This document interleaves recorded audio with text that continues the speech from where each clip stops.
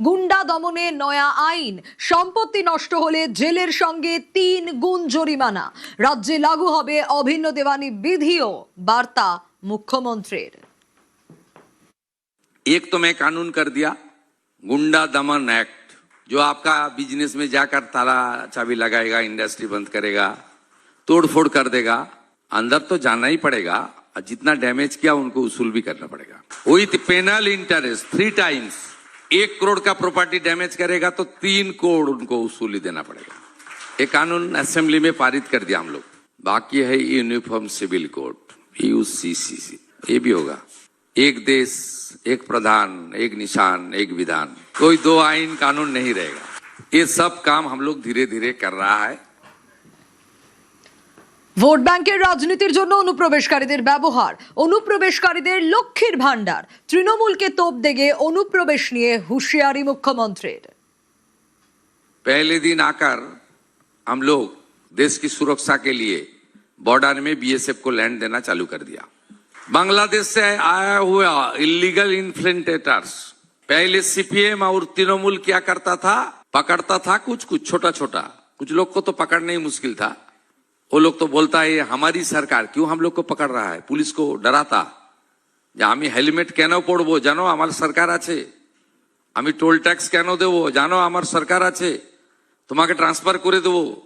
ये मेंटल अपना माइंडसेट था, चलता था इस तरह। इसलिए कानून था, लागू नहीं किया। भारत की फूड, भारत की कपड़ा, भारत की मेडिसिन, हमारी जो घुसपैठिया है, इलीगल घुसपैठिया, नॉट शरणार्थी, जो अपने धर्म बचाने के लिए बांग्लादेश छोड़ के यहां आ रहा है, हिंदू, उसको सीएए के अंदर मोदी जी ने प्रोटेक्शन देने का काम किया। और जो इलीगल इन्फिल्ट्रेटर्स है, वो घुसपैठिया है, उसको पीछे खाना, कपड़ा, मेडिसिन के लिए क्यों रुपया खर्च करूंगा हम लोग। इसलिए मैं तुरंत कानून लागू किया, जेल में मत भेजो, 2 साल रहेगा, खाना खाएगा, मत भेजो, सीधा उठाओ, बीएसएफ का हाथ में दे दो, पूरा भगाओ, जाओ। रूट तो उनको पता ही है, कहां से आया है, कहां से निकलना है। दे नोच, एंट्री किया है, एग्जिट भी कर लो आराम से। अंदर आकर लाभ जिहाद, लैंड जिहाद, धर्म जिहाद, वोट जिहाद, बेटी बहन को उठा के ले जा रहा है, ये सब नहीं चलेगा। 12 होल्डिंग स्टेशन लगा दिया, 10,000 को ऑफिशियली निकल दिया, नॉन ऑफिशियली कितना लोग निकल गया मुझे पता नहीं है। टीवी में आता था हाकिमपुर से निकल रहा है, जा रहा है, बोल रहा है 3 বার ভোট দিয়েছি, লক্ষ্মীর ভান্ডার পাচ্ছি, এই সরকার আমাদের রাখতে দেবে না বলছে, তাই পালিয়ে যাচ্ছে। আরে সরকার রাখতে পারে না, অভারতীয়কে কেন রাখবো? We are true patriotic people, রাষ্ট্রবাদী পিপল, রাষ্ট্র সর্বোপরি। সরকারি হাসপাতালের উন্নয়নে জোর, নিউ টাউনে 200 বেডের হাসপাতাল তৈরি আদানি গোষ্ঠীর, জানালেন মুখ্যমন্ত্রী। हमारी सरकारी हॉस्पिटल को अपग्रेड करना और भी डॉक्टर नर्स को रिक्रूटमेंट करना, और हमारी अदानी कमिट किया है, रिटिन कमिट किया है, उन्होंने 2000 बेड का एक मॉडर्न हॉस्पिटल लगा रहा है न्यू टाउन में। 1000 गरीब लोग को रहेगा, 1000 वो लोग कॉमर्शियल यूज करेगा। কর্মসংস্থানে ত্রিফলা দাওয়াই মুখ্যমন্ত্রীর। हमारी 3 तरह से एम्प्लॉयमेंट का हम लोग का प्लान है। एक, गवर्नमेंट नौकरी, हर रिक्रूटमेंट, कोई रिक्रूटमेंट बॉडी में कोई पॉलिटिकल लोग नहीं रहेगा। दूसरा है बैंकर्स, जो लोग एडुकेटेड यूथ, वोकेशनल ट्रेनिंग लिया है, नर्सेस ट्रेनिंग लिया है, वो लोग अपना खुद कुछ बिजनेस करना चाहता है, छोटा बिजनेस, उनको सॉफ्ट लोन देना, विदाउट सिक्योरिटी उनको लोन देना, सरकार को गारंटर रखना, और उनका जितना भी हमारी प्रोविजन है सेंट्रल स्टेट का, उसके अंदर उनको सब्सिडी ओरिएंटेड लोन मिलने के लिए हम लोग कोशिश करेगा। कुछ डिस्ट्रिक्ट में, सब डिविजन में, म्यूनिसिपैलिटी, छोटा छोटा म्यूनिसिपैलिटी एरिया में कुछ काम हो सकता है, टूरिज्म सेक्टर में हो सकता है, फूड प्रोसेसिंग में हो सकता है, एग्रीकल्चर बेस हो सकता है, छोटा मशीनरी बेस हो सकता है, हमारी फिशरमैन ओरिएंटेड, फिशिंग ओरिएंटेड, वहां भी कुछ हो सकता है। तीसरा, investment industry, small medium and large scale industry, इसके लिए pollution, national green tribunal, land ceiling, आपका जितना जितना जरूरत होगा सब हम लोग धीरे धीरे करूंगा। आप लोग थोड़ा एनकरेज कीजिए। মমতা বন্দ্যোপাধ্যায়ের হাত ছাড়লেন চন্দ্রিমা ভট্টাচার্য। তার দেওয়া 3টি দায়িত্বই ছেড়ে দিলেন। ইস্তফা দিয়েই নব তৃণমূলের বৈঠকে চন্দ্রিমা।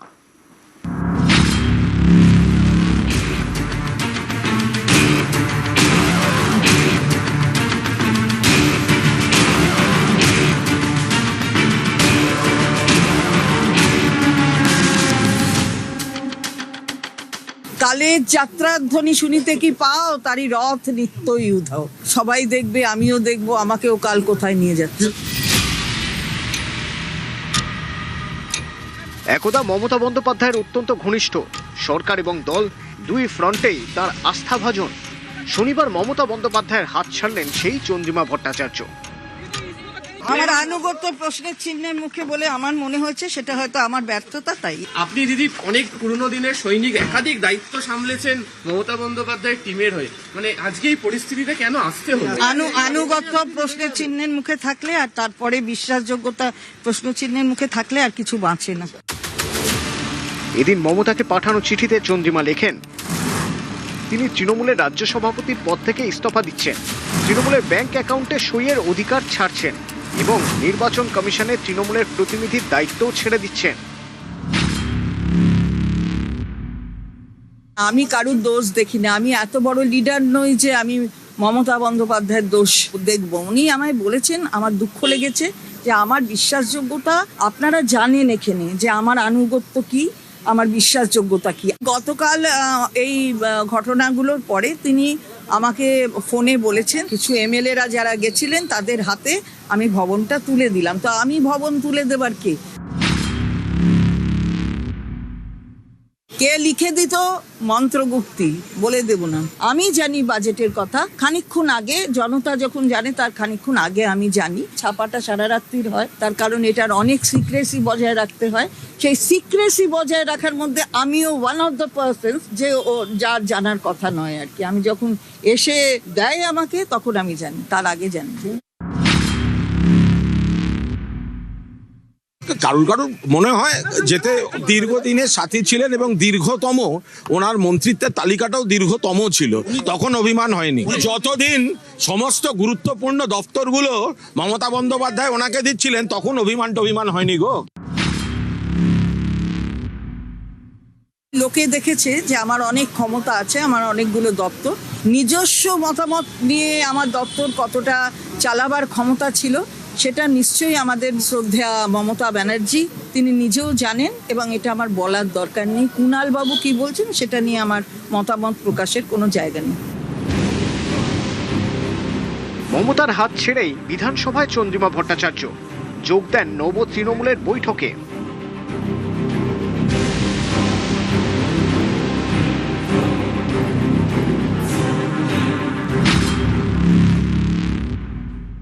যোগদানের প্রশ্ন নয়। আমি যদি এখানে আমার কোনো কাজ করতে আসি, আমি কোথায় বসবো?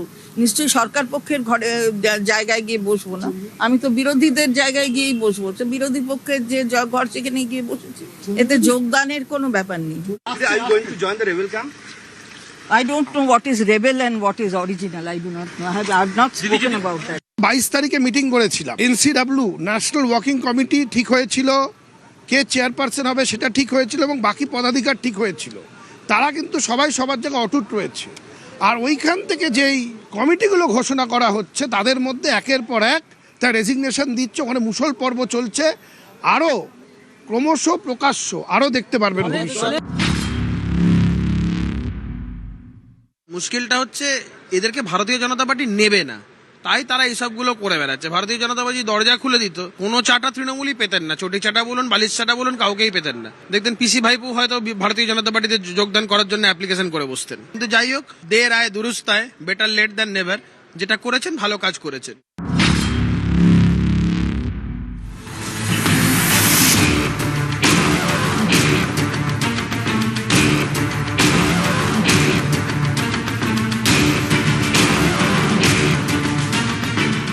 নিউজ 18 বাংলা।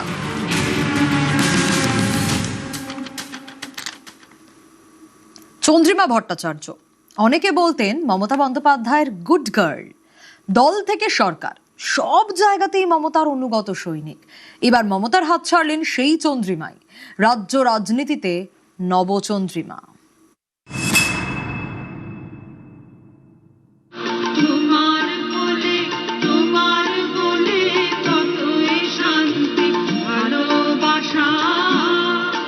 আমার আনুগত্য প্রশ্নের চিহ্নের মুখে বলে আমার মনে হয়েছে, সেটা হয়তো আমার ব্যর্থতা, তাই এই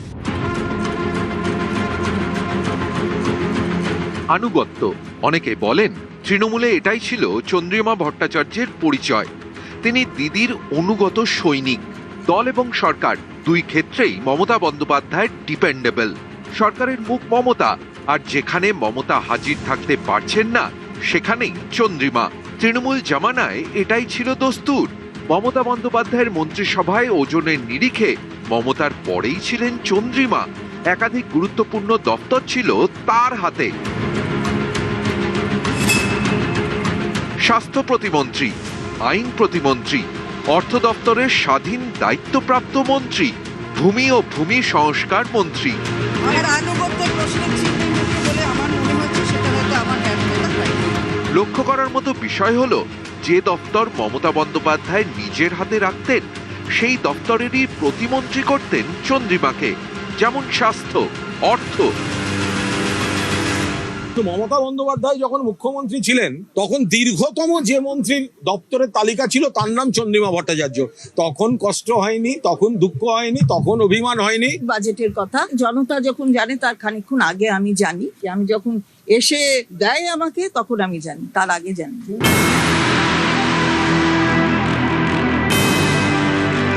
সরকারের ওজনদার মন্ত্রী, দলেও প্রভাবশালী। মহিলা তৃণমূল সভাপতি ছিলেন চন্দ্রিমা। মমতার সভামঞ্চে চন্দ্রিমা, মমতার মিছিলে চন্দ্রিমা, মমতার ধর্নাতেও চন্দ্রিমা, কার্নিভালেও চন্দ্রিমা।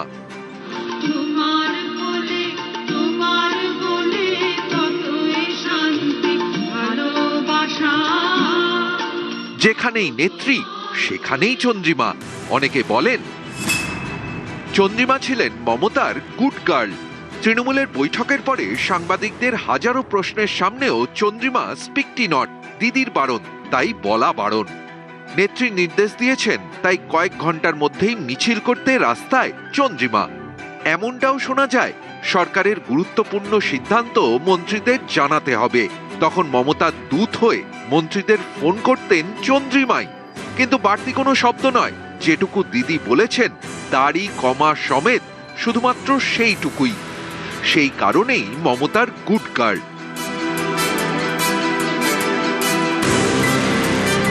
এতটাই কাছের যে ভোটে হারার পর যখন তৃণমূল ভেঙে ছত্র খান তখনও চন্দ্রিমার উপরই ভরসা রেখেছিলেন মমতা।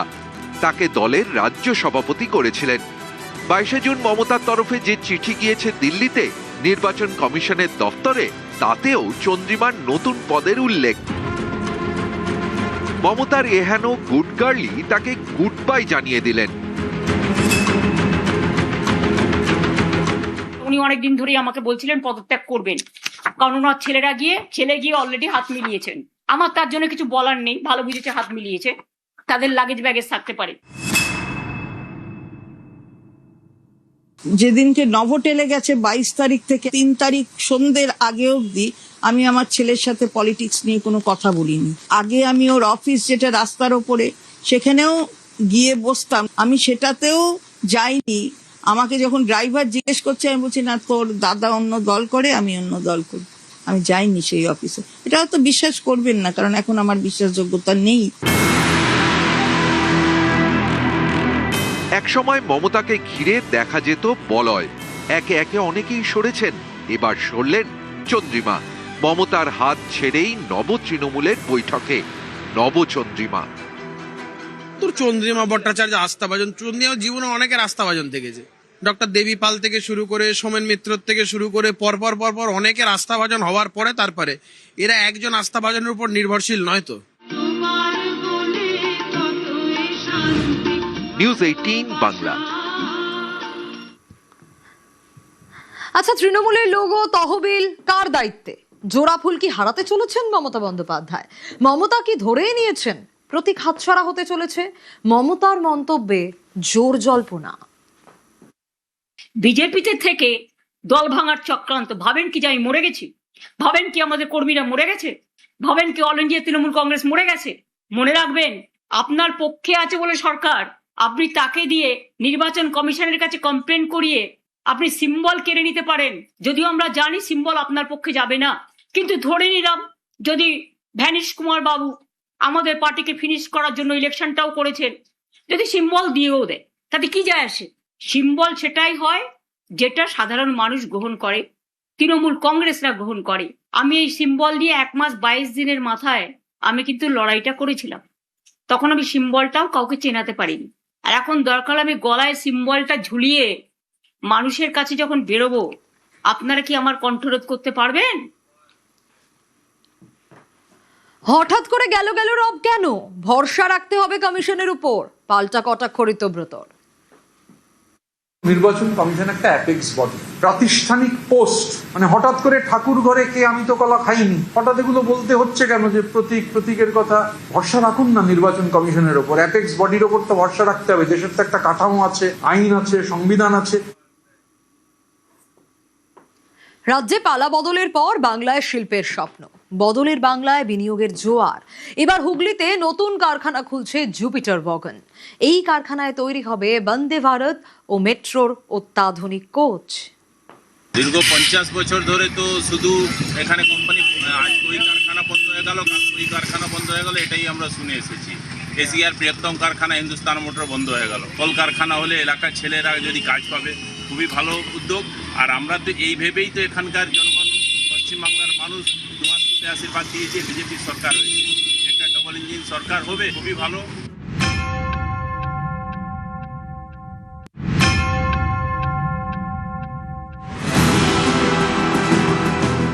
গত 15 বছরে শিল্পে খরা দেখেছে রাজ্যবাসী। পরিবর্তনের বাংলায় ফের শিল্পের স্বপ্ন। এবার হুগলিতে জুপিটার ওয়াগনের বিনিয়োগের প্রস্তাব।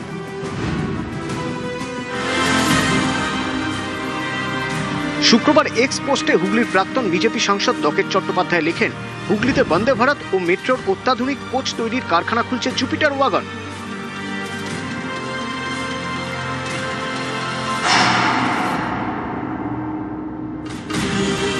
বদলের বাংলায় শুরু থেকেই বদলাতে শুরু করেছে বিনিয়োগের ছবি। ইতিমধ্যেই একাধিক লগ্নির প্রস্তাব এসেছে। আমুল, রশ্মি, বার্জার পেন্টস ও পিয়ারলেস গোষ্ঠী। তালিকায় নতুন সংযোজন জুপিটার ওয়াগন।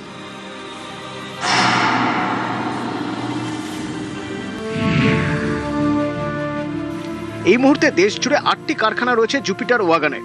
এর মধ্যে রাজ্যে জুপিটার ওয়াগনের 2টি কারখানা, কলকাতার তারাতলা এবং হুগলির ব্যান্ডেল। এর মধ্যে তারাতলার ইউনিটে মূলত ব্রেক সিস্টেম ও অন্যান্য যন্ত্রাংশ তৈরির কাজ হয়। ব্যান্ডেলের ইউনিটে হয় মালবাহী ওয়াগন ও যন্ত্রাংশ তৈরির কাজ। সবকিছু ঠিক থাকলে এবার রাজ্যে 3য় কারখানা তৈরি করতে চলেছে জুপিটার ওয়াগন। আর সেই কারখানা হতে পারে হিন্দ মোটরে। একসময় দেশের শিল্প ছবিতে গুরুত্বপূর্ণ ভূমিকা ছিল হুগলি শিল্পাঞ্চলে। এই শিল্পাঞ্চলে এখন শিল্পের খরা। ডানলপ থেকে হিন্দুস্তান মোটরস, তালা পড়েছে একের পর এক কারখানায়। পরিবর্তনের বাংলায় ফের ঘুরে দাঁড়ানোর স্বপ্ন দেখছে হুগলি।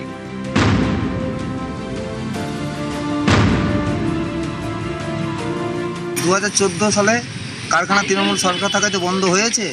সেই দিন থেকেই তো হিনমোটো কারখানা কানা হয়ে গেছে পুরো।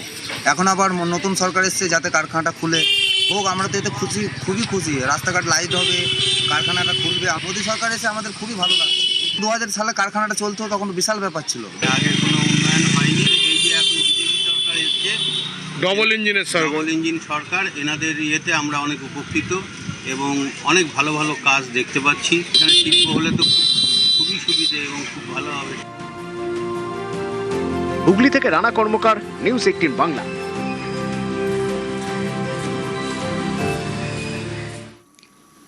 বালি পাথর থেকে কোটি কোটি টাকা রাজস্ব ক্ষতি। তৃণমূল জামানার সেই লোকসানের রাস্তা আটকে লাভের মুখ দেখছে রাজ্য সরকার। রাজস্ব ক্ষতি ঠেকাতে এগিয়ে 3 জেলা, বীরভূম, পূর্ব বর্ধমান এবং পশ্চিম বর্ধমান।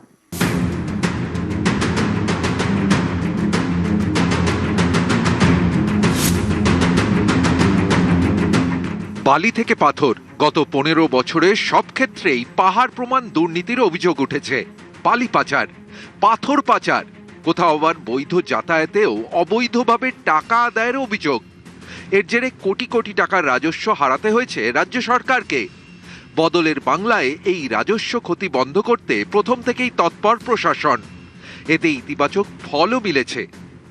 রাজস্ব ক্ষতি আটকাতে সবার আগে 3 জেলা: বীরভূম, পূর্ব বর্ধমান, পশ্চিম বর্ধমান। সরকারি তথ্য অনুযায়ী 2022-23 অর্থবর্ষে বীরভূমের পাথর খাদান থেকে 264 কোটি টাকার রাজস্ব আদায় হয়েছিল। পরের বছর তা কমে দাঁড়ায় 144 কোটি টাকায়। 2024-25 অর্থবর্ষে তা আরও কমে 132 কোটি টাকায় পৌঁছে যায়। অনেকের মতে দুর্নীতির কারণেই এভাবে পাল্লা দিয়ে বেড়েছে রাজস্ব ক্ষতির অঙ্ক। বদলের বাংলায় এই ছবিতে বদল।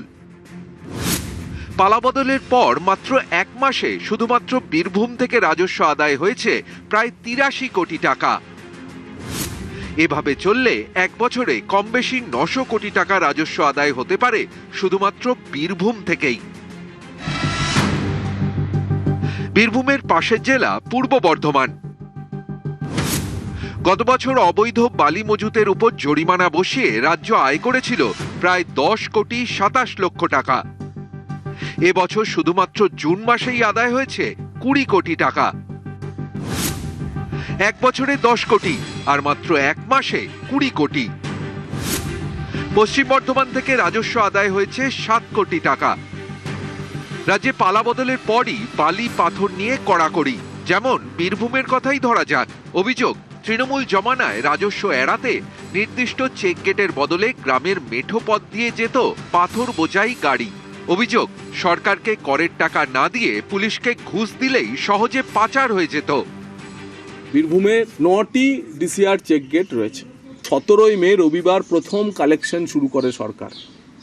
প্রথম দিনের রাজস্ব সংগ্রহ ছিল 1 কোটি 20 লক্ষ টাকা। দ্বিতীয় দিন সরকারের কালেকশন ছিল 2 কোটি 30 লক্ষ টাকা। কোথায় 19 লক্ষ টাকা পার ডে সরকারের ঘরে রাজস্ব জমা পড়তো 1 বছর আগে। আর ডবল ইঞ্জিন সরকার আসার পর প্রথম 2 দিনের কালেকশন একদিন 1 কোটি 20 লক্ষ টাকা আর একদিন 2 কোটি 30 লক্ষ টাকা।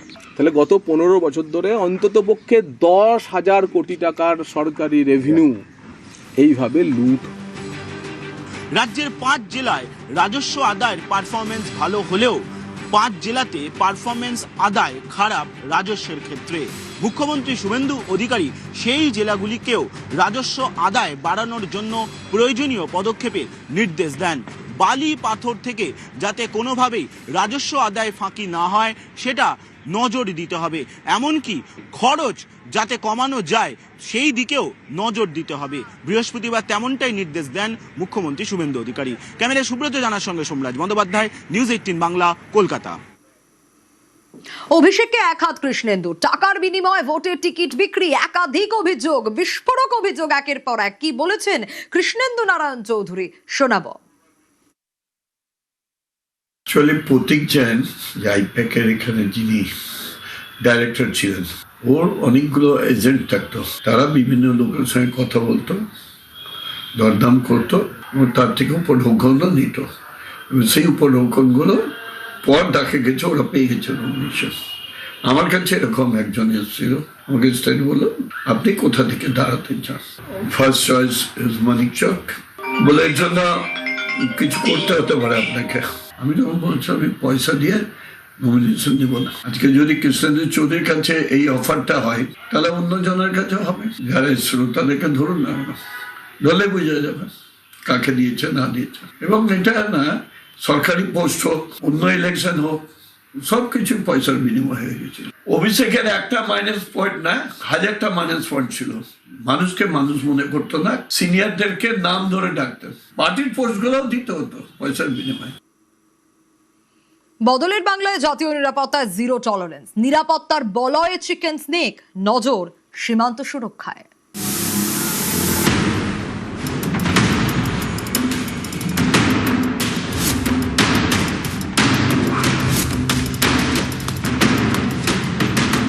পূর্ব ভারতের নিরাপত্তায় অন্যতম গুরুত্বপূর্ণ ফ্যাক্টর চিকেন স্নেক। পরিবর্তনের পর বাংলার নতুন সরকার শুরুতেই বুঝিয়ে দিয়েছে এই চিকেন স্নেকের সুরক্ষায় তারা কোনো আপোষ করবে না। গত কয়েক মাসে একের পর এক গুরুত্বপূর্ণ সিদ্ধান্ত নিয়েছে মুখ্যমন্ত্রী শুভেন্দু অধিকারীর সরকার, যার একমাত্র লক্ষ্য চিকেন স্নেকের নিরাপত্তা সুনিশ্চিত করা। এবার বিএসএফ ও এসএসবি কে 54 একরের বেশি জমি দেওয়ার সিদ্ধান্ত নিল রাজ্যের বিজেপি সরকার। জমি দেওয়া হচ্ছে উত্তরবঙ্গের 5 জেলায়: আলিপুরদুয়ার, জলপাইগুড়ি, দার্জিলিং, উত্তর দিনাজপুর এবং মালদা। এর মধ্যে 4 জেলায় চিকেন স্নেক সংলগ্ন। সীমান্তে বিএসএফকে জমি দেওয়া হচ্ছে মুর্শিদাবাদেও। এই জমি কাঁটাতার বসানোর পাশাপাশি বর্ডার আউটপোস্ট এবং সীমান্তে রাস্তা তৈরির কাজে ব্যবহার করা হবে। আলিপুরদুয়ার, জলপাইগুড়ি, দার্জিলিং, মুর্শিদাবাদ, উত্তর দিনাজপুর, মালদা বর্ডার আউটপোস্ট নির্মাণ, সীমান্ত বেড়া নির্মাণ, রাস্তা তৈরি ইত্যাদির মতো বিভিন্ন উদ্দেশ্যে ভারত সরকারের স্বরাষ্ট্র মন্ত্রকের অধীনে বর্ডার সিকিউরিটি ফোর্স এবং সশস্ত্র সীমা বলের অনুকূলে 54.2485 একর সরকারি ন্যস্ত জমি স্থায়ীভাবে হস্তান্তরের প্রস্তাবও অনুমোদন করেছে। দেশের সুরক্ষায় সব সময় বাড়তি সতর্কতা থাকে চিকেন স্নেকে। এই চিকেন স্নেককে ঘিরে চীন, নেপাল, ভুটান এবং বাংলাদেশ। এই 4 দেশের সীমান্তের 100 কিলোমিটারের মধ্যে চিকেন স্নেক। উত্তর পূর্ব ভারতের সঙ্গে ভারতের বাকি ভূখণ্ডের যোগাযোগের একমাত্র পথ এই চিকেন স্নেক। বহুদিন ধরেই এই চিকেন স্নেকের দিকে নজর ভারতের শত্রু দেশগুলির। চিকেন স্নেকের নিরাপত্তা নিশ্চিত করতে পর পদক্ষেপ করেছে মুখ্যমন্ত্রী শুভেন্দু অধিকারীর সরকার। ইতিমধ্যেই শিলিগুড়ি করিডোর সংলগ্ন 7 জাতীয় সড়কের রক্ষণাবেক্ষণের দায়িত্ব কেন্দ্রের হাতে তুলে দিয়েছে রাজ্য। চিকেন স্নেকে ভূগর্ভস্থ রেলপথ তৈরি করছে কেন্দ্র। আয়রন ডোমের ধাঁচে নিরাপত্তায় মুড়ে ফেলা হচ্ছে চিকেন স্নেক। এই চিকেন স্নেকের আশপাশেই পরিকাঠামো তৈরির জন্য জমি দেওয়া হয়েছে আইটিবিপি এবং এসএসবি কে। বিএসএফ এর তরফে যে জমি রাজ্যের থেকে চাওয়া হয়েছিল সীমান্ত সুরক্ষার জন্য, পুরো জমি হস্তান্তর করে দেওয়া হবে। আপাতত কিছু জমি দেওয়া আর বাকি থাকলো। আগামী মন্ত্রিসভার বৈঠকে সেই জমিও হস্তান্তর করার সিদ্ধান্ত নিয়ে নেওয়া হবে। ক্যামেরায় সুব্রত জানার সঙ্গে সোমরাজ বন্দ্যোপাধ্যায়, নিউজ 18 বাংলা, কলকাতা।